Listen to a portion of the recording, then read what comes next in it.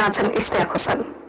আজকে বিচারের নামে ক্যাঙ্গারু কোর্ট বসিয়ে প্রহসন করছে, আমরা গড়িয়ে দেব এবং এর বিরুদ্ধে আমাদের প্রতিরোধ চলবে।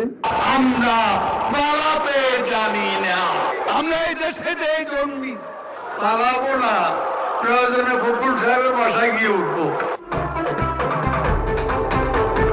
বাংলাদেশের রাজনৈতিক প্রেক্ষাপটে এক যুগান্তকারী নতুন পর্বের সূচনা হয়েছিল 2024 সালের 5ই আগস্ট। দীর্ঘদিন ক্ষমতায় থাকা আওয়ামী লীগ সরকারের পতনের মধ্য দিয়ে দেশের রাজনীতিতে এক অভূতপূর্ব পরিবর্তন ঘটে। নতুন সরকার গঠনের পরপরই আওয়ামী লীগের কেন্দ্রীয় নেতাদের অনেকে আত্মগোপনে চলে যান। তাদের মধ্যে সবচেয়ে আলোচিত মুখ ছিলেন দলের সাধারণ সম্পাদক ওবায়দুল কাদের। টানা 10 মাস তার অবস্থান বা প্রকাশ্যে কোনো উপস্থিতি না থাকায় রাজনৈতিক অঙ্গনে ছিল মিশ্র প্রতিক্রিয়া। ফখরুল সাহেব